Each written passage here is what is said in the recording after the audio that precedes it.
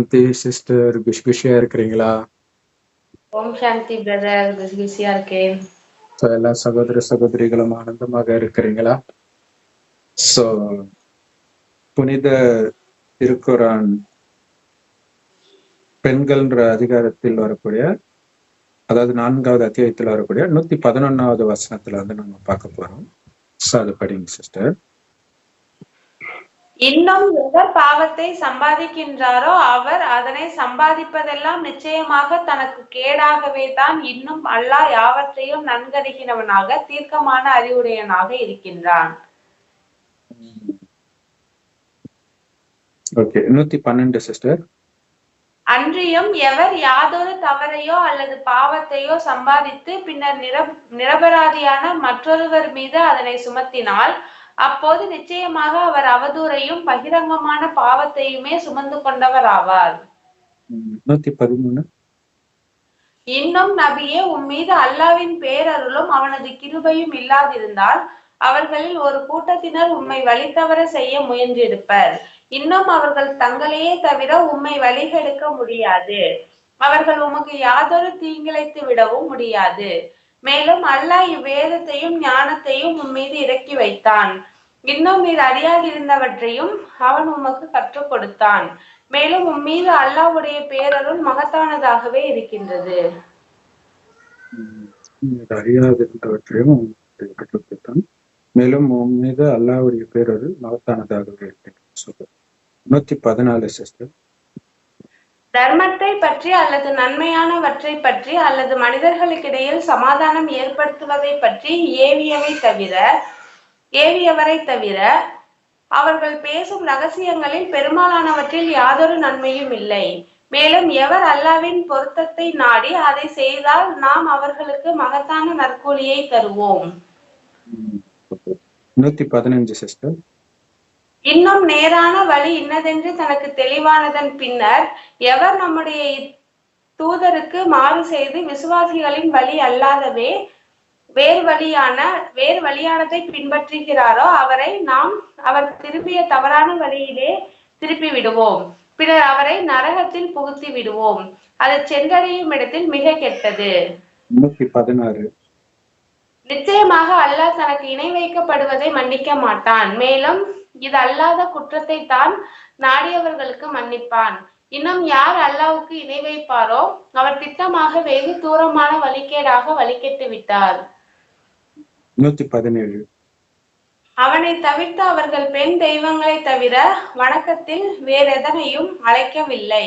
மூர்க்கத்தனம் கொண்டவனான சைத்தானை தவிர வேறு யாரையும் அவர்கள் அழைக்கவும் இல்லை. சரி, ஓகே, இது வேற டாபிக் போகுது. சரி, ஓகே சிஸ்டர், பார்க்கலாம். 111 இருந்து பார்க்குறோம் இல்லையா?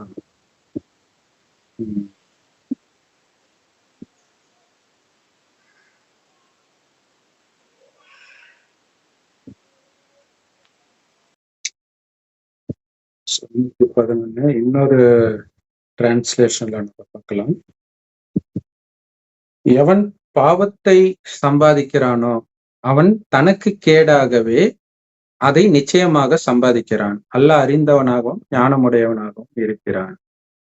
மேலும் எவன் ஒரு தவறையோ அல்லது பாவத்தையோ சம்பாதித்து விட்டு அப்பால் அதனை ஒரு நிரபராதி மீது வீசி விடுகிறானோ அவன் நிச்சயமாக அவதூற்றையும் பகிரங்கமான பாவத்தையும் சுமந்து கொள்கிறான். 113. உம்மீது அல்லாவின் அருளும் அவனுடைய கருணையும் இல்லாதிருந்தால் அவர்களில் ஒரு கூட்டத்தார் உம்மை வழிகேட்டில் ஆக்கிவிட முயன்று இருப்பார்கள். ஆனால் அவர்கள் தங்களையே அன்றி வழிகேட்டில் ஆக்கிக் கொள்ள முடியாது. இன்னும் அவர்களால் உமக்கு எந்த விதத்திலும் தீங்கு செய்துவிட முடியாது.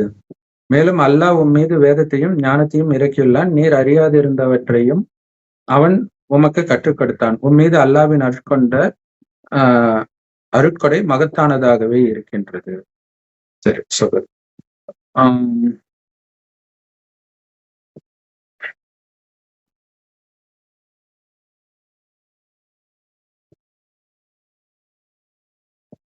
ஸோ இங்க பாவம் அப்படிங்கிறது வந்து ஒவ்வொரு மதத்திலும் ஒரு லிஸ்ட் வச்சிருப்பாங்க. ஹலால், ஹராம் அப்படின்ட்டு முஸ்லிம் மதத்திலயும் அதே மாதிரி அனுமதிக்கப்பட்டது, அனுமதிக்கப்படாதது அப்படின்ட்டு. சோ அந்த அர்த்தத்துல பார்க்கும்போது அதை அவங்க சம்பாதிச்சுக்கிறதுனால தனக்குத்தானே கேடு சம்பாதிச்சுக்கிறான் அப்படின்னு வருது. பட் அவங்க பாவம்ன்றது விக்கிரக வழிபாடு, விபச்சாரம், விலங்குகளுக்கு வதை, மனிதர்களுக்கு துக்கம் கொடுக்குறது, இந்த மாதிரி நிறைய லிஸ்ட் இருக்குது. அது ஒரு பிரதர் கூட அது கமெண்ட்ல போட்டிருந்தாரு.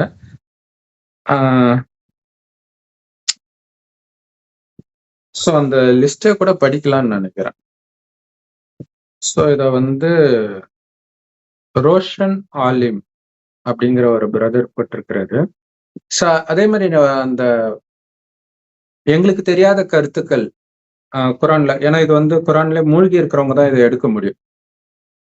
ஃபுல் குரான்லயும் எதெல்லாம் கடவுள் தப்புன்னு சொல்லி இருக்கிறாரு அப்படின்ட்டு. ஸோ அப்படி இந்த பிரதர் வந்து சூப்பரா போட்டிருக்கிறாரு.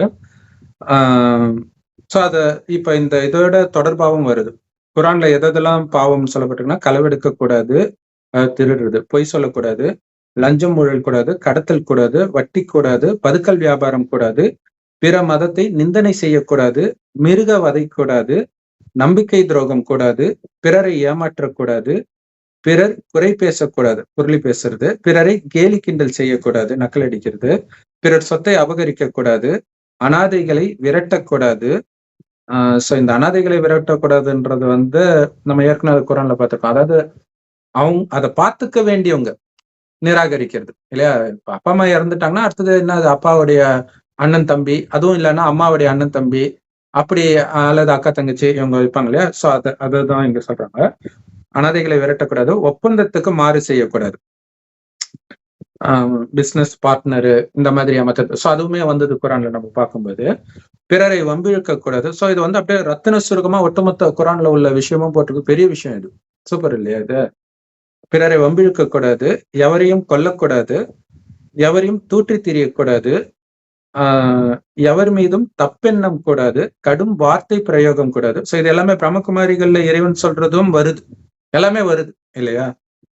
கடும் வார்த்தை பிரயோகம் கூடாது, எவர் மீதும் அபாண்டம் சுமத்தக்கூடாது, எவரையும் துன்புறுத்தக்கூடாது, பெரும் சிரிப்பு கூடாது. இதுவும் இது குரான்ல எங்க இருக்குதுன்னு படிக்கிறதுக்கு ஆவலா இருக்கிறோம். ஏன்னா பிரம்மகுமாரிகளை கடவுள் சொல்லுவாரு, இது சத்தம் போட்டு சிரிக்கிறது அசுர குணம்னு, புன்னகையாதான் இருக்கணுமே தவிர அப்படியே இது அரக்கர்கள்லாம் அப்படித்தானே காட்டுவாங்க, ஹஹான்னு சிரிப்பாங்களே, அப்படி இருக்கக்கூடாது. பெருமை அடிச்சிக்க கூடாது, பேராசை கூடாது, ஆடம்பரம் கூடாது, ஆணவம் அகம்பாவம் கூட. ஸோ அந்த ஆடம்பரம் கூடாதுன்றதுக்காக தான் முஸ்லிம்கள் எவ்வளவு அழகா இருந்தாலும் தாடி வச்சு அவங்களுடைய அழகை அவங்களே எடுத்துக்கிறாங்க. அது சின்ன தாடியா இருக்காது, நல்லா பெருசா ஒன்ஸ் வளர்க்க ஆரம்பிச்சுட்டாங்கன்னா ஷேவ் பண்ணக்கூடாது, இருக்கு ட்ரிம் பண்ணலாம்னு நினைக்கிறேன். ஸோ அது வந்து ரொம்ப பெருசா இருக்கும், அது அந்த முகத்தையே அந்த அழகே இல்லாத பண்ணிடும். ஸோ அதே மாதிரி பெண்கள் வந்து புர்கா போட்டு முடிக்கிறாங்க. ஆணவம் அகம்பாவம் கூடாது, ஆட்டம் போடக்கூடாது. ஸோ இது வந்து அந்த பிரதரே இதுக்கு என்ன அர்த்தம் சொல்லிட்டோம். டான்ஸ் ஆடக்கூடாதுன்னு சொல்றாங்களா இல்ல வேற ஏதாவது அர்த்தத்துல சொல்றாங்களா அப்படின்னு தெரியல. ஏன்னா ஆட்டம் விளையாட்டு கூட ஆட்டம்னு சொல்லுவாங்க. ஸோ அந்த அர்த்தத்திலேயே ஒருவேளை முஸ்லிம்ஸ் டான்ஸ் ஆடக்கூடாதுன்னு ரூல்ஸ் இருக்கா என்னன்னு தெரியல, ஆட மாட்டாங்கன்னு தான் நினைக்கிறேன். ஆனா அந்த மாதிரி ஆடுறவங்களை வந்து முஸ்லிம்ஸே கண்டிச்சுலாம் நிறைய பதிவு போடுவாங்க ஃபேஸ்புக்ல. முஸ்லிம் நாட்டிலே ஆடுறாங்க, பட் அது தப்பு அப்படின்ட்டு போடுவாங்க. ஆட்டம் போடக்கூடாது, எவரையும் அடிமைப்படுத்தக்கூடாது, பிறர் விஷயம் நுழையக்கூடாது. செம்ம சூப்பர் இல்ல, மத்தவங்க விஷயத்துல மூக்கு நுழைக்காம. இது ஃபுல்லாவே அப்படியே பிரம்மகுமாரிகளை கடவுள் சொல்ற ஞானமாவே வருது, ஆச்சரியமா இருக்குது.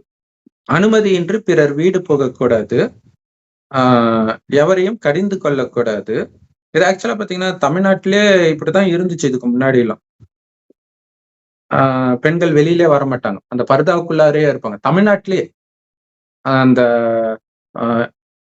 அந்த தஞ்சாவூர் அந்த பக்கம்லாம் வந்து அப்பவே கிரில் கேட் எல்லாம் போட்டிருப்பாங்க, 2-3 கிரில் கேட் இருக்கும், அதுக்கு உள்ளார இருந்து தான் பெண் பேசுவாங்க யாராவது வந்தாங்கன்னா. அப்படி இருந்துச்சு. இப்ப நீங்க படிக்கிறீங்க இல்லையா, இப்ப எல்லா மதத்திலயுமே சரி எது தப்பு எதுன்னு இருக்கு பிரதர். பட் அது ஏன் அப்படி இருக்கணும், அதுக்கான சக்தி தான் இல்லாம போயிடுச்சு, அததான் நம்ம எக்ஸ்பிளைன் பண்ணிட்டு இருக்கோம். அதுதான் முக்கியம். கரெக்ட். இது இல்லாத போது என்ன ஆகுது, அதாவது இப்ப பாருங்களேன், திருடக்கூடாது, ஓகே, மேக்சிமம் திருடாம இருப்பாங்க, வாய்ப்பு கிடைக்கிறப்ப திருடிடுவாங்க. அதே மாதிரி பொய் பேசக்கூடாது, தப்புன்னு தெரியும், வாய்ப்பு கிடைக்கிறப்ப பொய் பேசிடுவாங்க. இதே மாதிரிதான் எல்லா பாவங்களும் தன்னை செய்யும். காப்பாத்திக்கிறதுக்கு பொய் சொல்லுவாங்க. அது ஒண்ணு இருக்குது. Correct correct. எவரையும் கடிந்து கொள்ளக்கூடாது, எவர் மீதும் எரிந்து விழக்கூடாது, பூமியில் செருக்காக நடக்கக்கூடாது. சோ இது அகம்பாவம் அகங்காரம் அந்த அர்த்தத்திலயா, இல்ல பூமி அதிர்ற மாதிரி நடக்கக்கூடாதுன்னுவாங்க, இல்ல நடக்கிறது அப்படியே தேவதை மாதிரி பூ மாதிரி நடக்கணும் அப்படின்னு சொல்லுவாங்க. சோ அந்த அர்த்தத்திலேயான்றது அந்த பிரதர் அடுத்தது கமெண்ட்ல போடுங்க பிரதர். கோபம் கூடாது, பொறுமை இழக்கக்கூடாது, கஞ்சத்தனம் கூடாது, எவரையும் அலைக்கழிக்க கூடாது. ஒண்ணும் இல்ல, ஒரு ஒரு ஒரு ஒரு முடிவு எடுக்கும் பொழுது இதுல சொல்லப்பட்ட விஷயங்கள் எல்லாம் வராம இருக்குதான்னு செக் பண்ணிக்கிட்டாலே போதும், தப்பு பண்ணாம இருப்பாங்க இல்லையா? சோ பொறுமை இழக்கக்கூடாது, கஞ்சத்தனம் கூடாது. சோ இது இன்னும் சுருக்கமாக பிரம்மகுமாரிகள் மூலமா கடவுள் சொல்றது 5 விகாரம்: காமம், கோபம், பற்று, பேராசை, அகங்காரம். இதுல எல்லாமே வந்துடும். நீங்க நல்லா யோசிச்சு பாத்தீங்கன்னா வந்துடும் இதுல. சோ காமம்ன்ற விஷயம் இதுல சேர்க்கவே இல்லை. அடுத்தது கோபம், அதாவது காமத்தினால உந்தப்பட்டு ஒரு முடிவு எடுக்கிறீங்களா? இப்ப உதாரணத்துக்கு ஒரு ஆபீஸ்ல வேலைக்கு ஆள் எடுக்கிறாங்க, ஒரு பையனும் ஒரு பொண்ணும் சமமா பெர்ஃபார்ம் பண்ணியிருக்கிறாங்க, மார்க் அப்படியே ஈக்குவலா இருக்குது. இப்ப யாரை தேர்ந்தெடுப்போம்? எடுக்கிறவன் பையனா இருந்தா பொண்ணை தேர்ந்தெடுத்துருவோம், பொண்ணா இருந்தா பையனை தேர்ந்தெடுவாங்க. இதுவே காமம் தான் இல்லையா? அப்ப அவங்க மைண்ட்ல அது இருக்கிறதுனால அங்க இன்ஃபுளுயன்ஸ் ஆகுது. சோ அப்ப இதுவே பாவம்னும் போது அப்ப எவ்வளவு கவனம் கொடுக்கணும் பாருங்க. காமன்னா இச்சையா பாக்குறது மட்டும் கிடையாது. அப்ப இதுல நியாயமா இருக்கிறனான்னு செக் பண்ணணும். அதே மாதிரி பற்றுனாலையும் அந்த மாதிரி பண்ணுவோம். நம்ம குழந்தைக்கும் இன்னொருத்தருக்கும் ஒன்றும் இல்லை. இப்போ உங்க சொந்தக்கார குழந்தைய நீங்க வளர்க்குறீங்க, சொந்தக்கார குழந்தை இல்ல, உங்க மகன் உறவு வருதுன்னு வச்சுக்கோங்க, அண்ணன் பையன் தம்பி பையன், அவங்க அந்த குழந்தை அனாதை அடிச்சு நீங்க வளர்க்குறீங்க. அப்ப உங்க பையனுக்கு எக்ஸ்ட்ராவா நீங்க பண்றீங்கன்னா அது பற்றுனால உந்தப்பட்டு பண்றது. சோ அப்படி பண்ணக்கூடாதுன்றது மகாபாரதத்துல குந்தி தேவி நடந்துக்குவாங்க. தன்னுடைய கணவனுடைய 2வது மனைவி பையன் மேலதான் அதிக அன்பு வைப்பாங்க. தவறி கூட அவங்களுக்கு நான் அனாதைன்ற எண்ணம் வந்துடக்கூடாதுன்ட்டு. அதே மாதிரி குந்திக்கு ஒரு பிரச்சனைனா அந்த குழந்தைங்க தான் முதல்ல குரல் கொடுப்பாங்க, சொந்த குழந்தைய விட. சரி, அடுத்தது பொறுமை இழக்கக்கூடாது.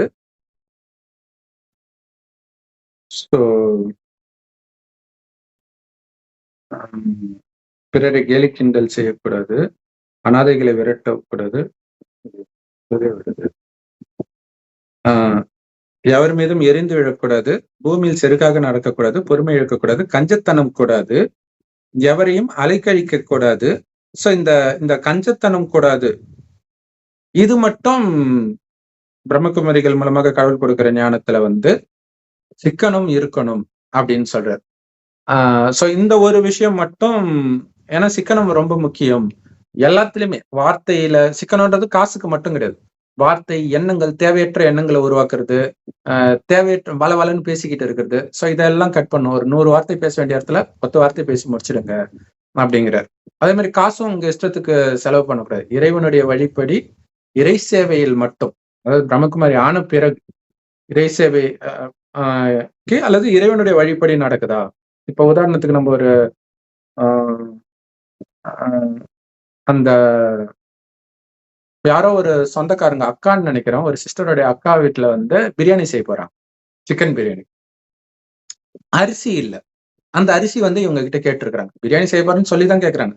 இவங்க அரிசி தானே கொடுக்குறாங்க. கொடுத்துட்டு பார்த்தா நைட்டெல்லாம் இவங்களுக்கு அப்படியே மரண பயம் இருந்துகிட்டே இருக்குது. மரண பயம் அப்படியே ஏதோ அந்த யாரோ வெட்டுற மாதிரியே ஒரு ஃபீல் வந்துகிட்டே இருக்குது. அப்புறம் தான் இவங்களுக்கு தெரியுது, ஆஹா நம்ம இதை ஒரு உயிர் வதை செய்யறதுக்கு இன்டைரக்டா உதவி பண்ணிருக்கிறோமே இல்லையா, அதை வச்சுதானே பிரியாணி செய்யறாங்க அப்படின்ட்டு. சோ அதே மாதிரி காசுலயும் கூட நீங்க காசை கொடுக்குறீங்கன்னா அதை வச்சு அவங்க என்ன பண்ணுவாங்க அப்படிங்கிறது நமக்கு தெரியாது இல்ல. அது ஆக்சுவலா அஞ்ஞானிகளோட கொடுக்கல் வாங்கலே வச்சுக்காதீங்கன்னு. ஏன்னா வச்சுக்கிட்டீங்கன்னா கணக்கு வழக்கு உண்டாயிடும், அதை முடிக்கிறதுக்கு நீங்க அங்க போய் பிறக்க வேண்டியதாயிடும் அப்படிங்கிற. கொடுக்கவும் செய்யாதீங்க, வாங்கவும் செய்யாதீங்க. கடன் கொடுக்கவும் செய்யாதீங்க, கடன் வாங்கவும் செய்யாதீங்க. இருக்கிறத வச்சு நீங்க வாழ கத்துக்கணும். கடன் வாங்கினா அதனால எவ்வளவு கொலை என்னென்னமோ நடக்குது. இப்ப நேற்று நியூஸ்ல கூட பாத்தீங்கன்னா ஒருத்தன் வந்து ரொம்ப நிறைய கடன் வாங்கிட்டான், ஊரெல்லாம் 10 லட்சம் ஆயிடுச்சு, அடைக்கவே முடியாதுன்ற நிலை வரும்போது பக்கத்து வீட்டுல திருடணும்னு முடிவு பண்றான். ஒரு வயசான பாட்டியோடைய செயினை திருடிட்டு, திருடினதும் இல்ல, அவங்க ஏஞ்சிட்டாங்க. ஏஞ்ச உடனே டக்குன்னு அடிச்சு இருக்கிறான், மயங்கி விழுந்துருக்கிறாங்க. திருடிட்டு போகும்போது அவங்கள பார்த்த உடனே காம உணர்வு வந்து காமத்துல வேற ஈடுபட்டுறான் வயசான பாட்டியோட. ஆனா அந்த பாட்டி மயங்கி விழல, செத்தே போய் இருக்குது. பணத்தோட தான் அவன் காமத்துல ஈடுபட்டு இருக்கிறான். அப்ப ஒரு பாவம் அடுத்தடுத்த பாவத்தை செய்ய வச்சிடும். அதான் பெரிய விஷயம். ஸோ இந்த மிலிட்ரியில எல்லாம் பாத்தீங்கன்னா, அந்த ஒரு நாட்டை பிடிக்கிறாங்கன்னா அங்க நிச்சயமாக பாலியல் குற்றம் நடக்கும். ஏன் நடக்கும்னா, நீ கொலை பண்றதுக்கே துணிஞ்சிட்டேன்னா கற்பழிக்கிறதுலாம் ஒரு பெரிய விஷயம் கிடையாது. அடுத்தது அது பண்ணியே தீர்வு. ஸோ அந்த ஐசிஸ் தீவிரவாதிகள் பாத்தீங்கன்னா எப்படி கொலை பண்ணுவாங்கன்னா, அந்த பிரிட்டிஷ் அந்த மீடியாக்காரங்க எல்லாம் பிடிச்சி நிர்வாணப்படுத்தி கழுத்த இருக்கிறாங்க பொண்ணுங்களை. கொலை, அதாவது கொலை பண்றதே நியாயப்படுத்தல, அதுவே பாவம் தான். நிர்வாணப்படுத்த வேண்டிய அவசியம் என்ன? அப்ப அவனுக்கு அவனோட இச்சையும் தீர்த்துக்கிறான் அதுல. அதுதான் சரி. சோ கஞ்சத்தனம் கூடாது அப்படிங்கிறது பிரம்மகுமாரிகள் ஞானத்துல இது ஒண்ணு மட்டும் ஒத்து வரல. எவரையும் அலைக்கழிக்க கூடாது. ஏன்னா அலைக்கழிக்கிறது ஒரு விதத்துல பழி வாங்குறதுதான். கவர்மெண்ட் ஆபீஸ் எல்லாம் அலைக்கழிச்சுட்டே இருப்பாங்க இல்லையா? ஒண்ணு பதவி திமிர்லயும் அலைக்கழிப்பாங்க. வரட்டுமே என்ன இப்ப அப்படின்றது. இவன் நாளைக்கு கவர்மெண்ட் ஆபீஸ்க்கு ஏதோ ஒண்ணுத்துக்கு போகும்போது அலைக்கழிக்கும் போதுதான் அந்த வழி தெரியும். அப்ப சொல்லுவான், நான் கூட தான் கவர்மெண்ட் ஆபீசர் தான், அப்ப நீ அலைக்கழிச்சிருப்பல்ல இல்லையா? சரி. அடுத்தது அபயம் அளிக்க மறுக்கக்கூடாது. சோ இங்க அபயம் அளிக்கிறதுன்றது யாருக்கு? இது இது ரத்ன சுருக்கமா போட்டிருக்கிறாங்க, அந்தந்த கான்டெக்ட் ஏத்த மாதிரி வரும். ஏதோ ஒரு காரணத்துக்காக அப்படின்ட்டு வரும். அபயம் அளிக்க மறுக்கக்கூடாது, மிருக வதை கூடாது, பிறர் உரிமை மீறக்கூடாது, நடிக்கக்கூடாது, வேடம் போடக்கூடாது. ஸோ அப்ப அந்த டான்ஸ் எல்லாம் நிஜ டான்ஸே தான் இல்லையா? ரீல்ஸ் போடுறது இதெல்லாம். ஒழுக்கம் தவறக்கூடாது, அசுத்தமாக இருக்கக்கூடாது, உறவுகளை துண்டிக்க கூடாது, வீண் குழப்பங்களை உண்டு பண்ணக்கூடாது, போதைப் பொருள் பாவனை விற்பனை கூடாது. பாவனைனா என்னன்னு தெரியல, போதைப் பொருள் தெரியுது, பாவனைன்னு என்ன அர்த்தத்துல சொல்றாங்கன்னு தெரியல. வீண் குழப்பங்கள் உண்டு பண்ணக்கூடாது, கரெக்ட். உறவுகளை துண்டிக்க கூடாது அப்படிங்கிறது வந்து இறைவனுடைய ஞானத்துல வந்து உறவுகளை துண்டிக்கணும்னா ஸ்தூலமா துண்டிக்கிறது இல்ல, புத்தியினால அவங்களுக்கு எனக்கு சம்பந்தம் இல்லை, அப்பா கிடையாது, அம்மா கிடையாது, கணவன் கிடையாது, குழந்தை கிடையாது. இது நிறைய பேர் துறவரம் கற்றுக் கொடுக்கல முஸ்லிம் மதம் அப்படின்றாங்க. இங்கேயும் துறவரம் கிடையாது, இது குடும்ப மார்க்கம் தான். ஆனா என்னுடையவர்கள் நினைக்கும் போது அங்க பற்று வந்து நீங்க பாவம் செய்றீங்கன்றதுனால அதை கட் பண்ண சொல்றாரு. இந்த ஒரு பிறவி மட்டும்தான். ஏன்னா இப்ப நம்ம கடைசி ஜென்மத்துல இருக்கிறோம் இல்லையா? இந்த கடைசி ஜென்மம் 5000 வருட காலச்சக்கரத்தில் கடைசி ஜென்மத்தில் இறைவன் இப்ப சொல்றாரு. ஏன்னா உலகம் ஃபுல்லா சுயநலம் அந்த அளவுக்கு ஆயிடுச்சு நம்ம பாக்குறோம். அப்ப அந்த சுயநலத்தை கட் பண்ண சொல்றாரு. அப்ப பற்ற கட் பண்ணு. அதுக்கு உடம்புன்னு நினைச்சாதானே அவங்க அப்பா அம்மா கணவன் மனைவி. உனக்கே உடம்பு இல்லைன்னு நினைச்சுக்கோ, செத்துட்டேன்னு புரிஞ்சுக்கோ. வெறும் ஆத்மா, உடலை விட்டு உயிர் பிரிஞ்சிடுச்சுன்னா அதான் மரணம்ன்றோம், அதுதான் இறந்துட்டேன்னு நினைச்சுக்கோன்ற. இப்ப ஆத்மான்னு ஒண்ணு வந்து ஆத்மாவின் அப்பா இறைவனை நினைவு பண்ணிக்கிட்டே இருங்க. அவர் செம்பொன் நிறமான ஒளி உலகத்துல நட்சத்திரமா இருக்கார். அவரை தான் அல்லாஹ், பரமபிதா, சிவன் அப்படின்ட்டு 3 மதத்திலையும் சொல்றாங்க. கடவுள் ஒருத்தர் தான். அவரு நம்மள மாதிரி தாயின் கர்ப்பத்தில் பிறக்கிறது கிடையாது ஒரு பொழுதும். ஒரே ஒரு தடவை தான் வர்றாரு இறுதியில. அது வரைக்கும் நீங்க படிச்சது எல்லாமே மனிதர்கள் உருவாக்கிய வேதங்கள் மட்டுமே. அதுல இறைவனுடைய ஞானமும் இருக்குது. இப்ப இந்த பிரதர் போட்டதுல 99% ஃபுல்லாவே கடவுளுடைய ஞானமா தான் இருக்குது. ஸோ ஒரு சில விஷயங்கள் மட்டும் இருக்கு. அடுத்தது அசுத்தமா இருக்கக்கூடாது அப்படிங்கிறதுக்கு அவங்க என்ன அர்த்தம் வச்சிருக்கிறாங்கன்னு தெரியல. இங்க அசுத்தம்ன்றது உடல் தூய்மை மட்டும் கிடையாது, மன தூய்மையும் கூட. காமம், கோபம், பற்று, பேராசை, அகங்காரம், மைண்ட்ல இதோடைய துளி கூட இருக்கக்கூடாதுன்ற. உடனே நடக்காதுதான். இறைவனை நினைத்து நினைத்து அந்த சக்தியை உருவாக்கணும். எண்ணத்தில் கூட காம எண்ணங்கள் கூட வரக்கூடாது. மனைவியோட காமத்துல ஈடுபடுறதை விடுங்க, எண்ணமே வரக்கூடாது. எண்ணம் வந்தா தானே நீங்க காமத்துல ஈடுபட போறீங்க. அது ஒரு முக்கியமான விஷயம். அடுத்தது ஒழுக்கம் தவறக்கூடாது. ஸோ ஒழுக்கம் மெயின் வந்து காமம் தான். காமத்தினாலதானே எல்லா பாலியல் குற்றத்தை தானே பயங்கரமா நினைக்கிறாங்க. இப்ப ஒரு மதத்துல ஒரு தலைவர் இருக்கிறாருன்னா எல்லா மதத்திலுமே இது நடந்து இருக்குது. அவர் என்ன ஊழல் பண்ணாலும் என்ன பண்ணாலும் மக்கள் மன்னிச்சிடுவாங்க. ஆனா பாலியல் குற்றம் பண்ணா மட்டும் மன்னிக்க மாட்டாங்க. அவங்கள ஒதுக்கி வச்சிருப்பாங்க. நீங்க எந்த மதத்துல வேணாலும் பாருங்க, டக்குன்னு தூக்கி அடைச்சிடுவாங்க, முடிஞ்சு போச்சு. ஒரு யூடியூபரே ரன்வீர் அலாபாடியா ஆபாசமா பேசினாருன்ட்டு டக்குன்னு மக்கள் உதாசீனப்படுத்திட்டாங்க. அப்புறம் அரசாங்க சட்டமும் இருக்குது. சரி. அடுத்தது சோ அதுதான் பாவத்தை சம்பாதிக்கிறவன். இப்ப இதுல சொன்ன விஷயங்கள் எல்லாம் பண்றவங்க தனக்குத்தானே கேடு சம்பாதிக்கிறான். சோ அல்லாஹ் கிட்ட அது மறைஞ்சு இருக்க முடியாது. அடுத்தது இப்ப இதுல சொல்லப்பட்ட ஏதாவது ஒரு பாவத்தை சம்பாதிச்சுட்டு அதை ஒரு நிரபராதி மீது வீசி விடுகிறானோ அவன் நிச்சயமாக அவதூற்றையும் பகிரங்கமாக பாவத்தையும் சுமந்து கொள்கிறான். சோ பாவத்தை எப்படி மற்றவர்கள் மேல வீசுறது? மேபி ஒருத்தர் கொலை பண்ணிட்டு இன்னொருத்தன் பண்ணான்னு சொல்றது, ஒரு பொருளை எடுத்துட்டு இன்னொருத்தன் மேல அவன் தான் திருடினான்னு சொல்றது, இந்த மாதிரி விஷயங்கள். சோ அப்படி பண்றாங்க அப்படின்னா அதற்கான அவதூற்றையும் பகிரங்கமான பாவத்தையும் சுமந்து கொள்கிறான். சோ அவங்க மாட்டினாங்கன்னா இங்கேயே அதுக்கான தண்டனை கிடைக்கும். இல்லாட்டினாலும் சுமந்துக்கிறான் அப்படின்னாலே என்ன அர்த்தம்னா அது அடுத்தடுத்த ஜென்மத்தில் ஆத்மாவில் அந்த பாவம் இருக்கும். சோ அடுத்தடுத்த ஜென்மத்தில் அதற்கான தண்டனையை அவங்க அனுபவிக்கவே செய்வாங்க. ஆனா இப்ப அடுத்த ஜென்மம் கிடையாது, கடைசி ஜென்மத்துல இருக்கிறோம். சோ இப்பவே அந்த தண்டனை கிடைச்சிடும். 113 உம்மீது அல்லாஹ்வின் அருளும் அவருடைய கருணையும் இல்லாம இருந்திருந்தா அவர்களில் ஒரு கூட்டத்தார் உம்மை வழிகேட்டில் ஆக்கிவிட முயன்றிருப்பார்கள்.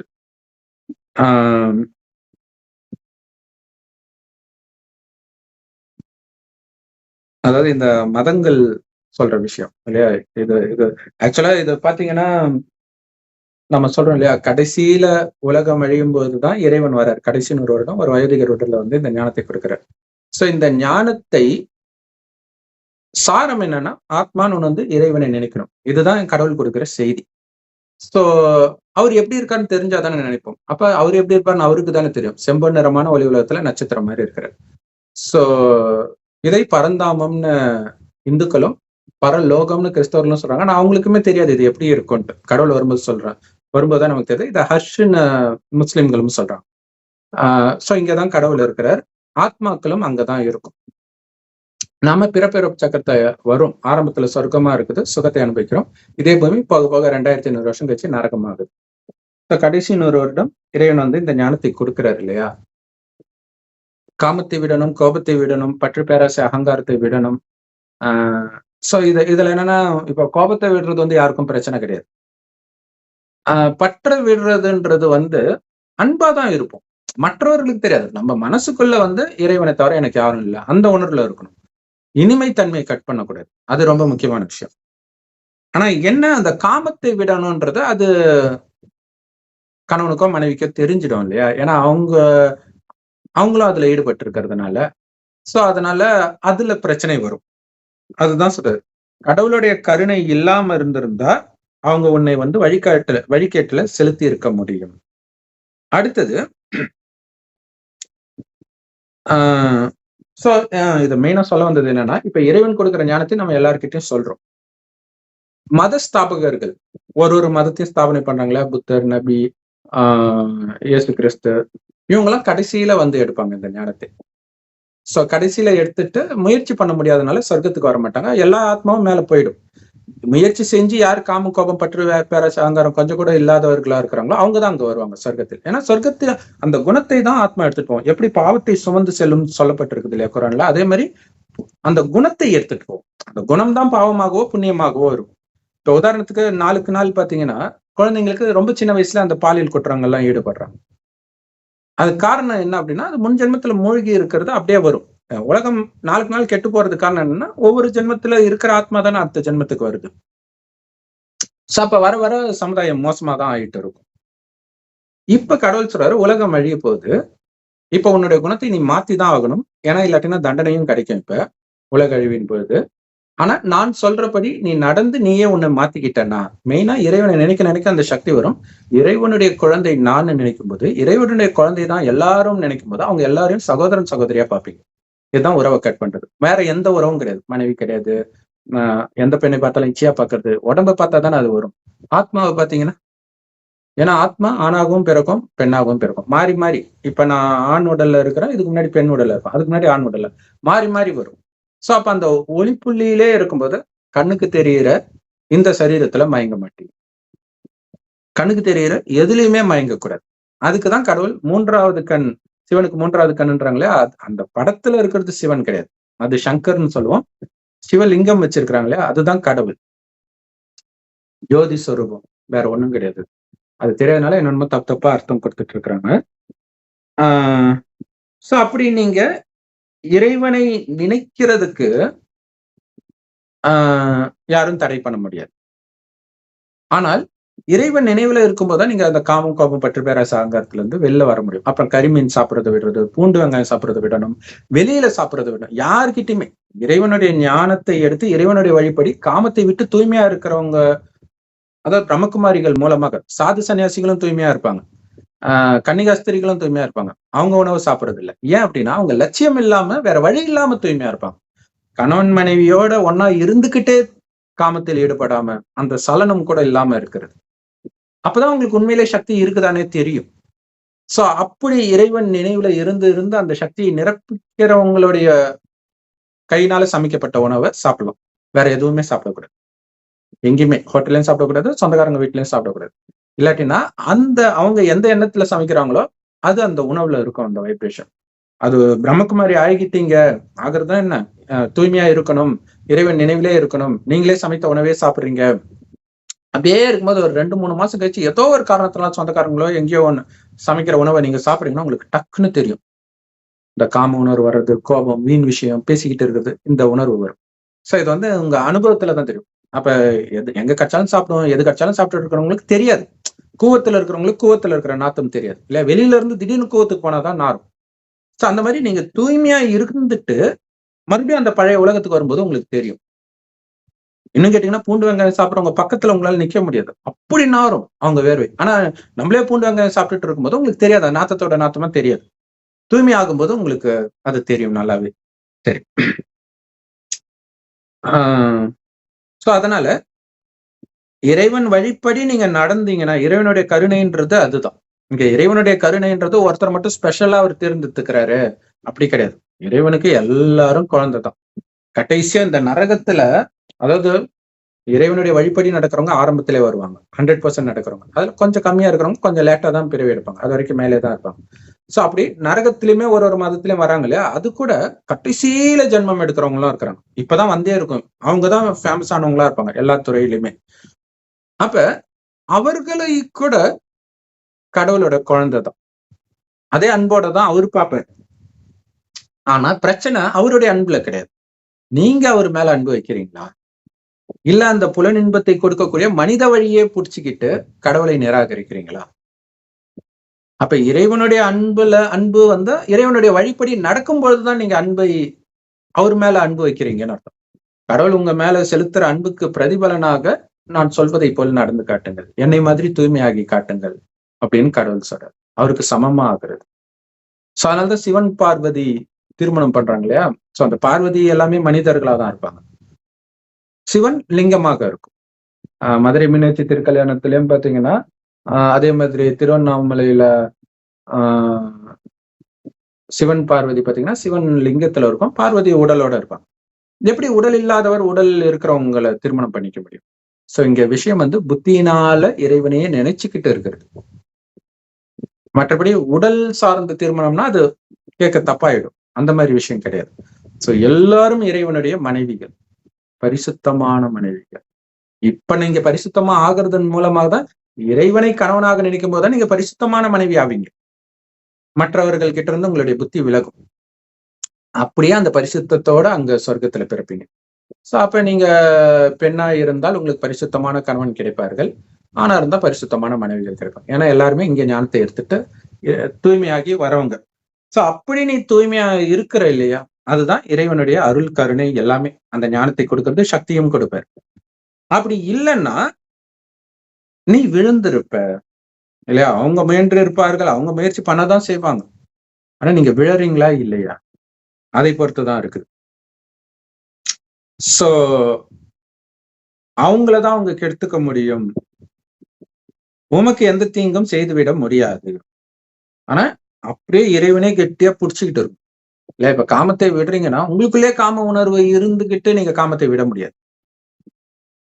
ஏன்னா உங்களுக்குள்ள காம உணர்வு இருக்கிற வரைக்கும் உங்க கணவனோ மனைவியோ உங்களை காமத்துல விழ வச்சுக்கிட்டே தான் இருப்பான். உங்களுக்குள்ளே இல்லைன்னு வச்சுக்கோங்களேன், உங்க பக்கத்துல வந்தாலே உங்களுக்கே காம உணர்வு போயிடும். உங்க எண்ணம் அவர்களுடைய எண்ணத்தை மாற்றும். சரி.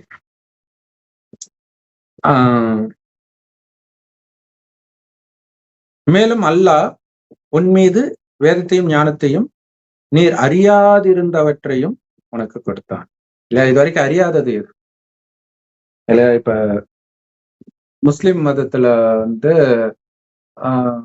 என்னென்னலாம் அனுமதிக்கப்பட்டிருக்கோ அந்த விஷயங்களே அனுமதிக்கப்படாமல் கிறிஸ்தவ மதத்துல இருக்கும். அதுக்கு முன்னாடி உள்ள மதம் அப்படித்தான் இருக்கும். அதுக்கு முன்னாடி உள்ள மதத்துல கிறிஸ்தவ மதத்துல என்னெல்லாம் அனுமதிக்கப்பட்டிருக்கோ அதுவே இல்லாம இருக்கும். உதாரணத்துக்கு இந்து மதத்துல பாத்தீங்கன்னா கரிமீன் சாப்பிடக்கூடாது அப்படிங்கிறது இருக்கும். பிரம்மச்சரிய விரதம் நிறைய நேரங்கள்ல இருக்கும். குழந்தையை தவிர காமத்திற்கு காமமே குழந்தைக்காக மட்டும்தான் அப்படின்னு இருந்த டைம் இருந்தது. அது ஒரு நாகேஷ் படத்திலேயே வரும். நாகேஷ் சொல்றாரு, ஒரு பொண்ணு 2 தடவை தான் புருஷனை பத்தி சிரிக்கணும். ஒண்ணு முதல் குழந்தை பிறக்கிறதுக்கு முன்னாடி, அடுத்தது 2வது குழந்தை பிறக்கிறதுக்கு முன்னாடி. அப்படின்னு அர்த்தம் அவங்க 2 தடவை தான் காமத்திலே ஈடுபடுறாங்கன்னு அர்த்தம். அப்படி இருந்தது. இன்னைக்கு உலகம் மோசமா மாறிடுச்சு. சரி. அப்படி இப்ப காமமே இல்லாமல் உலகம் இருந்தது. கணவனும் மனைவி நமக்கு ஒரு வாரிசு வேணும்னு நினைக்கும் போது மனைவி கர்ப்பமாவாள், காமத்தினால் கர்ப்பமாக மாட்டார்கள். அதுதான் பரிசுத்தமான மனைவின்னு சொல்றது, பரிசுத்தமானவர்கள் அங்கன்னு சொல்றது. சோ இதெல்லாம் நமக்கு இப்ப தெரியாது. நம்ம அறியாதவற்றை இப்ப இறைவன் சொல்றாரு. மற்றபடி ஏற்கனவே ஒருத்தன் தப்பு பண்ண ஆரம்பிச்சிருப்பான். அந்த தப்பை வந்து இன்னொரு மதம், புதுசா வர மதம் வந்து அது ஓகேன்னு அங்கீகரிச்சுக்கும். அங்கீகரிச்சா எல்லாருக்கும் அது பிடிக்கதான் செய்யும். இல்ல இப்ப ஓரினச்சேர்க்கை சரின்னு சட்டம் வருதுன்னா மக்களுக்கு பிடிக்கதான் செய்யும். ஓரினச்சேர்க்கையில் ஆல்ரெடி விழ ஆரம்பிச்சுட்டான். அதுக்கு முன்னாடி இருந்த மதங்கள் எல்லாமே அதை எதிர்க்குது. இப்ப சட்டம் அனுமதிக்குதுன்னா அது அவங்களுக்கு பிடிக்கும் தானே. சோ இது அவங்க அறியாதது கிடையாது. அப்ப அறியாதது எதுனா தூய்மையா இருக்கிறது தான் அறியாதது. இல்லையா? தூய்மையா ஒரு காலத்துல இருந்தாங்க, அதுதான் நம்மளுடைய உண்மையான குணம்ன்றது யாருக்குமே தெரியாம இருக்குது. அப்ப என்ன சொல்லுங்க, இல்ல எங்க மதத்துல எல்லாம் அப்படிலாம் சொல்லல, கடவுள் வந்து எல்லாத்தையும் அனுபவிக்க தான் கொடுத்திருக்கிறாரு. ஆனா ஒரு ஒழுங்குமுறையோட அனுபவிக்கணும், இதைத்தான் மனித சட்டம் சொல்லுது. அதுக்கு எதுக்கு கடவுள்? மனித சட்டம் அதானே சொல்லுது. இப்பதான் கள்ள தொடர்பும் ஓகேன்ட்டாங்க. அதுவும் எப்படி, அவங்களுக்கு அனுமதி இருந்தால் ஓகே, அத்துமீறினாதான் அது காமம்ட்டாங்க, முடிஞ்சு போச்சு. அப்ப அது பல திருமணம் மாதிரி அது, இல்லையா? ஆனால் இங்க அந்த எண்ணமே இல்லாமல் இருக்கிறது கடவுள் கத்துக் கொடுக்கிறார். எண்ணம் வந்து கட்டுப்படுத்துறதுல அந்த எண்ணத்தையே அழிக்கிறத கத்துக் கொடுக்கிறார். உண்மையிலே குழந்தை மாதிரி உங்களை ஆக்குறார். மனசாலேயே அந்த காமம்னா என்னன்னே தெரியாத ஒரு சிந்தனைக்கு அழிச்சிட்டு போயிடுவார். அந்த நிலைமையை நீங்க வரும்போதுதான் உலக அழிவு ஸ்டார்ட் ஆகும். ஆல்ரெடி அந்த நிலைமைக்கு நிறைய பேர் வந்துட்டாங்கன்றத டெல்லியில வந்த பூகம்பம் நிரூபிக்க ஆரம்பிச்சிருச்சு. சோ அதிவேகத்துல நம்ம முயற்சி பண்ணணும். சோ கடைசியில இல்லைன்னு மதத்தையே பிடிச்சிட்டு இருக்கிறவங்க கடைசியில மாட்டிக்குவாங்க. கடைசியில எப்பயும் இறைவனை வந்து செவ்வானத்துல நட்சத்திரம் நினைச்சாதான் மேலே போக முடியும். அதை இப்பவே நினைச்சா, அதுல இந்த ஞானம் எல்லாம் எடுத்துட்டு இருக்கிறாங்கன்னு வச்சுக்கோங்களேன், கடைசியில எப்படி துடிப்பாங்க. பாவி, இந்த ஞானம் கிடைச்சும் நம்ம பண்ணலையே, ஃபாலோ பண்ணலையே. அது இல்லாம ஞானம் கிடைச்ச பிறகு 100 மடங்கு தண்டனை வேற. ஏன்னா உனக்கு உண்மை எது பொய் எதுன்னு சொல்றதுக்கு ஒருத்தன் வந்துட்டான்ல, உனக்கு ஒரு தூதரை அனுப்பிச்சாச்சுல்ல. நீ ஃபாலோ பண்ணாம நீ உன் நாக்கு சுவைக்கு, உன்னுடைய புலன் இன்பத்துக்கு எதெல்லாம் இச்சைக்கு தீனி போடுறதோ அதுதான் சரியான வழியை நீ புடிச்சிட்டு இருந்தனா, இல்லையா? எதை விட சொல்றாங்க, அதுதானே மெயினான விஷயம். ஒரு மதத்துல இருந்து இன்னொரு மதத்துக்கு போறான்னா பெரும்பாலும் எப்படி ஒரு மதத்துல இருந்து இன்னொரு மதத்துக்கு போவாங்கன்னா ஒரு நல்ல மதத்துல இருந்து கீழான மதத்துக்கு தான் போவாங்க. அப்படிதான் மதம் மாற்றமே நடக்கும் எப்பவுமே. ஏன்னா அவன் பண்ற தப்புக்கு இன்னொரு மதம் வந்து ஓகே சொல்லிடும். ஐயர்ல இருந்து ஒரு பொண்ணு கிறிஸ்டினா மாறிச்சு, ரொம்ப சந்தோஷமா சொல்லுது, நீ எல்லாம் ஒரு ஐயர்ன்ட்டு எல்லாரும் கமெண்ட் போடுறாங்க. ஏன்னா அங்க இருந்து என்ன வந்திருக்கும், கரிமீன் எக்ஸ்ட்ராவா சாப்பிட்டுருப்பா, அவ்வளவுதான். இன்னொரு மதத்துக்கு போனா இன்னும் நிறைய கல்யாணம் பண்ணிக்கலாம். இதுல எங்க நீங்க நல்லா, நீங்க ஏற்கனவே பண்ணிட்டு இருக்கிறத கூட இன்னும் நிறைய பாவத்தை சேர்த்துதான் பண்றீங்க. ஏதாவது ஒரு பாவத்தை விட வச்சுதா எந்த மதமாவது? அதாவது பின்ன அடுத்தடுத்து வர மதத்தை சொல்றோம். அதுக்கு முன்னாடி இருக்கிற மதத்துல ரெஸ்ட்ரிக்ட் பண்ணி இருக்கும், அதை உடைச்சு அடுத்த மதம் வரும். அது தப்பு இல்ல, பரவாயில்ல அப்படின்ற மாதிரி வரும். சரி. அதுதான் நீர் அறியாதவற்றை கற்றுக் கொடுத்தார். அல்லாஹ்வின் அருட்கொடை மகத்தானதாகவே இருக்குது. சோ இதெல்லாம் ஏன் கத்துக் கொடுக்கிறார்? சொர்க்கத்துக்கு போறதுக்கு, இல்லையா? கடவுள் வந்து அனுபவிக்கிறதுக்கு தான் எல்லாத்தையும் கொடுத்தாரு. அனுபவிக்கிறதுனாலே ஒரு பொண்ணை பார்த்தாலே காமத்துல ஈடுபடுறது, ஒரு விலங்கை பார்த்தாலே அடிச்சு சாப்பிடுறதுன்னு தப்பா புரிஞ்சுக்கிறாங்க. மான் அழகா இருக்குது, பார்த்து ரசிக்கலாமே, அதை சாப்பிட்டு தான் ரசிப்பீங்களா நீங்க? மயில் அழகா டான்ஸ் ஆடுது, பார்க்கறதுக்காக, அது சாப்பிடுறதுக்கு கிடையாது. சோ இப்படி புரிஞ்சுக்கிட்டாங்க மனிதர்கள். இதுக்குதான் கடவுள் படைச்சாரு. சோ அந்த கடைசி நேரம் ஆக ஆக பாத்தீங்கன்னா புத்தி மயங்கிக்கிட்டே போகும். அதுதான் ரைட்டுன்னே நம்ப ஆரம்பிச்சிடும். இந்த ஒருத்தர் இருக்கிறாரு, அவரு பேர் என்ன, ஏதோ ஒரு தாத்தான்ட்டு ரொம்ப ஃபேமஸா இருந்துச்சு. அவர்தான் முதல்ல சமையல் சேனல் ரொம்ப ஃபேமஸ் ஆச்சு தமிழ்ல. வில்லேஜ் ஃபுட் ஃபேக்டரியோ ஏதோ ஒண்ணு. அவர் சொல்றாரு, அந்த காலத்துல எல்லாம் கரிமீன் தான் சாப்பிட்டு இருந்தாங்க. எந்த காலத்துல? இவரு தான் போய் பார்த்துட்டு வந்தாரா? இவரு அடிமையா இருக்குனால அந்த காலத்துலன்றது. எனக்கு தெரிஞ்சே ஒரு 30 வருஷத்துக்கு முன்னாடியே பாத்தீங்கன்னா நான்வெஜ் கடை எல்லாம் பாக்குறது ரொம்ப கஷ்டம். ரொம்ப ரேரா இருக்கும். திரும்புற பக்கம்லாம் வெஜ் கடை தான் இருக்கும். இப்ப வெஜ் கடை பாக்குறது கஷ்டமா இருக்கு. ஏதோ அந்த பெரிய குவாலிட்டி மெயின்டைன் பண்ற சில கடைகள் இருக்கிறதுனால வெஜ் கடை இருக்குது. சரவண பவன், வசந்த பவன், இந்த மாதிரி பவன் பவன்ட்டு சில கடைகள் இருக்குது இல்லையா? அது அங்க தரமாகவும் இருக்கும். அதனால எல்லாருமே அங்கதான் போய் வெஜ் சாப்பிடுவாங்க. ஆக்சுவலா நான்வெஜ் சாப்பிடுற கடையில வெஜிடேரியன் சாப்பிட மாட்டாங்க. ஏன்னா அது தரமா இருக்காதுன்னு தெரியும் இல்லையா? ஒரு நான்வெஜ் கடையில வெஜிடேரியன் தரமா இருக்கிறது ரொம்ப ரொம்ப ரொம்ப ரொம்ப ரேர். அப்படி இருக்கும். சரி, 114 சத்தியத்தையும் நன்மையையும் கொண்டு மனிதர்களிடையே சமாதானம் செய்யும் பேச்சை தவிர அவர்கள் ரகசிய பேச்சுக்கள் பெரும்பாலானவற்றில் எந்த விதமான நலனும் இல்லை. ஆகவே எவர் அல்லாவின் திருப்தியை நாடி இதை செய்கின்றாரோ அவருக்கு நாம் மகத்தான நற்கொலியை வழங்குவோம் இல்லையா? சோ சத்தியத்தையும் நன்மையையும் கொண்டு சமாதானம் செய்யும் பேச்சு, இதுதான் கடவுளுடைய வழி இல்லையா? அமைதிதான் கடவுளுடைய வழி. எதிர்க்கிறது, வெட்டுறது, குத்துறது எல்லாம் கடவுளுடைய வழி கிடையாது. சோ அந்த மாதிரி பேசுறாங்கன்னா அதுல அவங்களுக்கு அவங்களே குழி தோண்டிக்கிறாங்க அப்படின்னு அர்த்தம் இல்லையா? நீ சண்டை போடு, நான் உனக்கு ஆயுதம் கொடுக்குறேன்னு சொல்லியே இலங்கையை அழிச்சாங்கல்ல. பாலஸ்தீனையும் அப்படித்தானே அழிச்சிட்டு இருக்கிறாங்க. சோ இப்படிதான் ஆயிட்டு இருக்கு. சோ அப்ப மனிதனை திருப்திப்படுத்த வேண்டியது நமக்கு கடமை கிடையாது. கடவுளை திருப்திப்படுத்தினா போதும். ஆனா என்னன்னா, கடவுளை நீங்க திருப்திப்படுத்தினாலே எல்லா மனிதர்களும் திருப்திப்படுத்துறதுதான் கடவுளுடைய வழி. அதாவது பணிவா இருக்கிறது, அமைதியா இருக்கிறது, அன்பா இருக்கிறது, தன்னை தாழ்த்திக்கிறது, பிறரை முன்னுக்கு வைக்கிறது. சோ இதெல்லாம் கடவுள் சொல்ற வழிகள், பிரம்மகுமாரிகள் மூலமாக. சரி, அவங்களுக்கு மகத்தான நற்கொலி. என்ன நற்கொலி? சொர்க்கத்தில் பதவி, உயர்ந்த பதவி. ஏன்னா அங்க பதவி இருக்குது, அதுதான் முக்கியமான விஷயம். அந்த பதவியை பற்றி குரான் பைபிள்ல சொல்லப்படல இல்லையா? சொர்க்கத்துக்கு போவீங்க அவ்வளவுதான். ஆனா சொல்லப்பட்டிருக்குது, டைரக்டா சொல்லப்படல. என்னன்னா, இதுக்கு முன்னாடி குரான்ல வந்தது, இந்த வீட்டை விட்டு வெளியேறவனும் நான் வீட்டை விட்டே போக மாட்டேன்றவனுக்கும் ஒரே பதவி கிடைக்காது. வீட்டை விட்டு வெளியேறவனுக்கு கண்டிப்பா மேன்மையான பதவி தான் கிடைக்கும் அப்படின்னு இருக்கும். அப்படின்னு அர்த்தம், சொர்க்கத்தில் பதவி இருக்கும். அது ராஜ்யம். ராஜா ராணி லட்சுமி நாராயணன் தான் முதல் ராஜா. அதனாலதான் சொர்க்கவாசல் திறப்புழா பெருமாள் கோயில கொண்டாடுறாங்க. சோ அடுத்தது நீங்க பாத்தீங்கன்னா பெருமாள் கோயில்ல பாக்கலாமே, எல்லா கோயிலுமே பாக்கலாமே, கோபுரத்துல பாத்தீங்கன்னா மகாலட்சுமியோ அல்லது மகாவிஷ்ணுவோ உட்கார்ந்துட்டு இருப்பாங்க ஜம்பமா. 2 பணிப்பெண்கள் சாமரம் விசிறிட்டு இருப்பாங்க. அப்ப ராஜ்யத்தில் ராணியும் இருப்பாங்க, வேலைக்காரியும் இருப்பாங்க. சோ நீங்க எதுவா ஆக போறீங்க? ராஜராணி ஆக போறீங்களா? பணக்கார பிரஜை ஆக போறீங்களா? ஏழை பிரஜை ஆக போறீங்களா? அவங்க வேலைக்காரன் ஆக போறீங்களா? அவங்களுக்கு வேலைக்காரனா? ஏன்னா அந்த வேலைக்காரன்ல பல படிநிலை இருக்கும். சோ அதெல்லாம் பிற்காலத்துல ஜாதியா மாறுது. சொர்க்கத்துல அந்த ஜாதி அந்த மாதிரி வார்த்தையெல்லாம் இருக்காது. பட் ஆனந்தமாக இருப்பாங்க எல்லோருமே. சோ அப்ப மகத்தான நற்கூலி யாருக்கு? இங்க அமைதியா இருக்கிறவனுக்கு அங்க உலக ராஜ்யமே கிடைக்கும். இங்க ஆட்டம் போடுறவனுக்கு சொர்க்கத்துக்குள்ளேயே என்ட்ரியே கிடையாது. மீண்டும் மீண்டும் நரகத்திலே தள்ளப்படுவாங்க. அதுதான் மீண்டும் மீண்டும் நரக நெருப்பிலேயே நிரந்தரமாக தங்குவார்கள் அப்படின்னு சொல்லப்பட்டிருக்கும். சரி, 115. எவனொருவன் நேர்வழி தனக்கு தெளிவான பின்னரும் தூதரை விட்டு பிரிந்து நம்பிக்கை கொண்டவர்கள் செல்லாத வழியில் செல்கின்றானோ அவனை அவன் செல்லும் வழியிலேயே செல்ல விட்டு நரகத்திலும் அவனை நுழையச் செய்வோம். அதுவோ சென்றடையும் இடங்களில் மிக கெட்டதாகும். சோ இதை கடவுள் பண்றது கிடையாது, அவன் போறான். கடவுள் முடிஞ்ச அளவுக்கு அவனை காப்பாத்துறதுக்கு ட்ரை பண்ற. சோ தூதர் அப்படின்றது ஏதோ 1,25,000 தூதர் அனுப்புனாரு ஏதோ குரான்ல இருக்கும். அவங்க என்ன நினைச்சுக்காங்க, தனித்தனியா அனுப்புனாங்க போல இருக்குது வெவ்வேறு காலத்துல.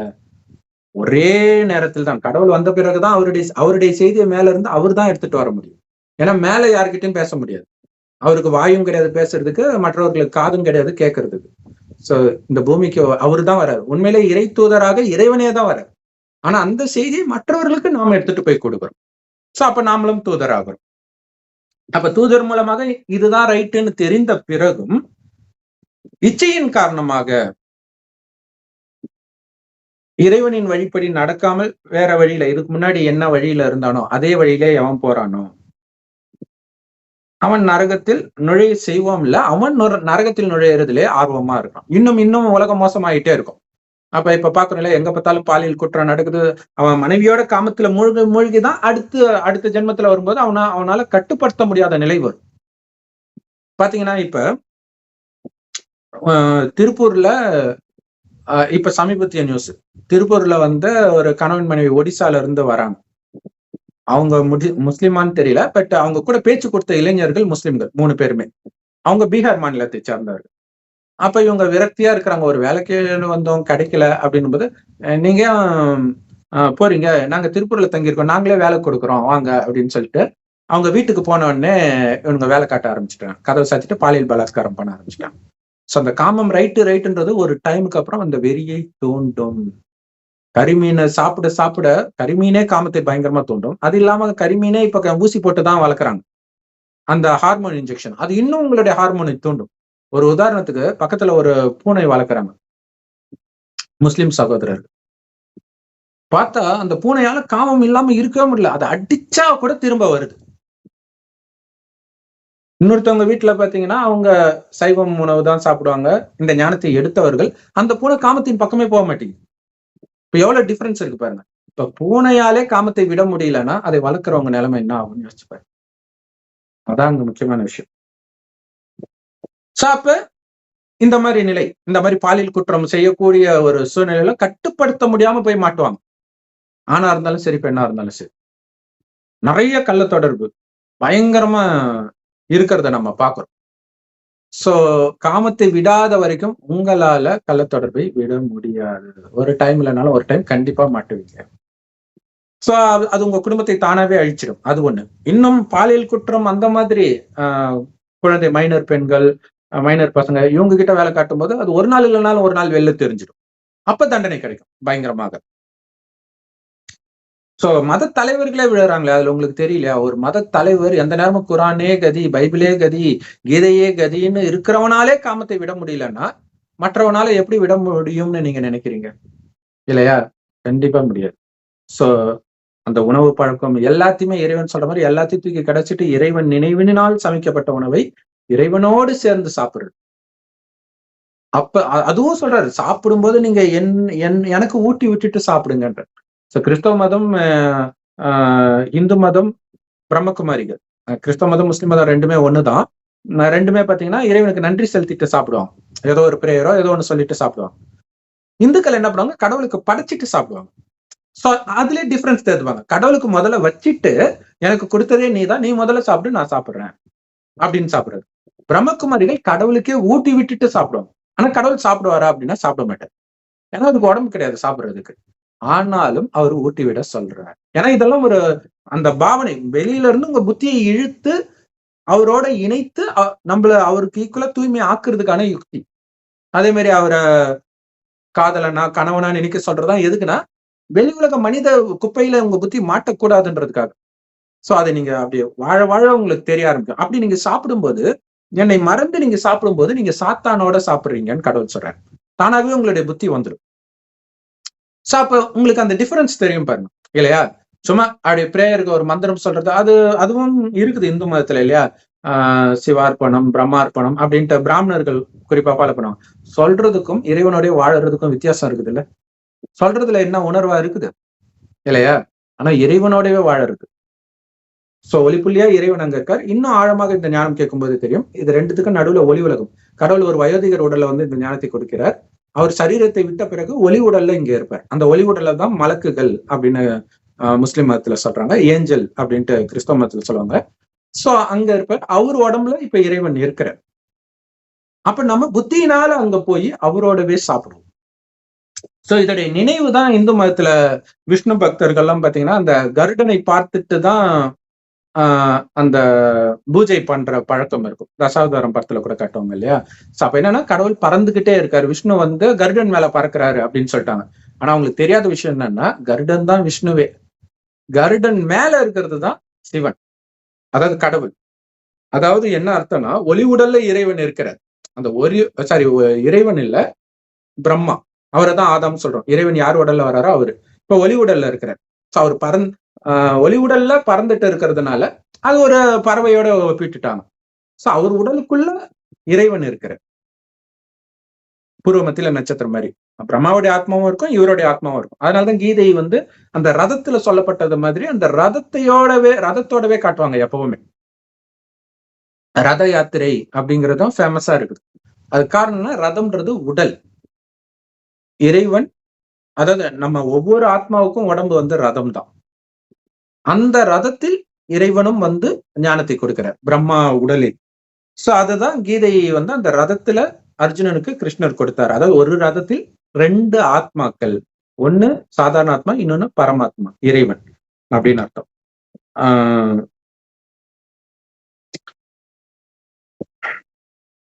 சோ இவ்வளவு தெளிவாக எடுத்து சொல்லியும் ஒண்ணு கேட்க விருப்பம் இல்லாமல் கேட்க மாட்டாங்க. அது ஒண்ணு இருக்கும் இல்லையா? என்னடா ஆமா இதெல்லாம் ஏத்துக்கிற மாதிரி இருக்குதேன்றதுனாலே திட்டுவாங்க கமெண்ட்ல. நிறைய பேர் திட்டுறதுக்கு காரணம் வந்து இது ஏத்துக்கிற மாதிரி இருக்கு, ஆனா நான் இச்சையில இருந்து என்னை இப்ப வெளில வர சொல்றானே, என்னால முடியலையே அப்படின்றது ஒரு கடுப்பா இருக்கும். இவன் எதுக்குடா கடவுளுடைய ஞானத்தை நம்ம கேட்டோம்? கேட்ட பிறகு அது அது அது உறுத்திக்கிட்டே இருக்கும். இந்த ஞானத்தை தினம் தினம் கேட்டுட்டு ஒருத்தன் தன்னுடைய மனைவியோடயோ கணவனுடைய காமத்துல நிம்மதியா ஈடுபட முடியும்னு நினைக்கிறீங்களா? உறுத்திக்கிட்டே இருக்கும். ஞானம் கடிச்சு நாம தப்பு பண்றோம், ஆமா இந்த காமத்துல விழுந்த உடனே ஒரு பைத்தியம் பிடிச்ச மாதிரி ஒரு மனநிலை இருக்குது, அமைதி கட்டாகுது, இது எல்லாமே அவங்களுக்கு தெரியும். ஞானம் இல்லாட்டினா கூட அது தெரியும், ஞானம் கிடைச்ச பிறகு அது ரொம்பவே தெரியும். சரி, அப்ப அப்படி நீங்க மீண்டும் மீண்டும் நிராகரிப்பாளர் வழியிலே, நிராகரிப்பாளர்னா என்ன, இறைவனுடைய ஞானத்தை எடுக்காமல் மதத்தை பிடிச்சுக்கிறது, வேற ஒண்ணும் கிடையாது. எந்த மதத்தை பிடிச்சாலும் அவர்கள் மதங்கள் எல்லாமே நரகத்தில் தான் வரும். மீண்டும் மீண்டும் நான் அங்கேயே நுழைய வைப்பேன்ற, நரகத்தில் நுழைய வைப்பேன். அது கடவுள் பண்றது இல்ல, தானாவே நடக்குது. ஏன்னா நீங்க அதுக்குதான் தகுதியா இருக்கிறீங்க. இப்ப முஸ்லிம் மதம் வந்து 1400 வருஷம், கிறிஸ்தவ மதம் வந்து 2000 வருஷம். அப்ப 2000 வருடம் முன்னாடி 1400 வருடம் முன்னாடி இருந்ததை விட நல்லாதான் இருக்கும். 3000 வருடம் முன்னாடி இன்னும் உலகம் நல்லா தான் இருக்கும். இப்ப நம்மளே பாருங்க, குழந்தையா இருக்கும்போது பூமி ஓரளவுக்கு நல்லா இருந்துச்சு.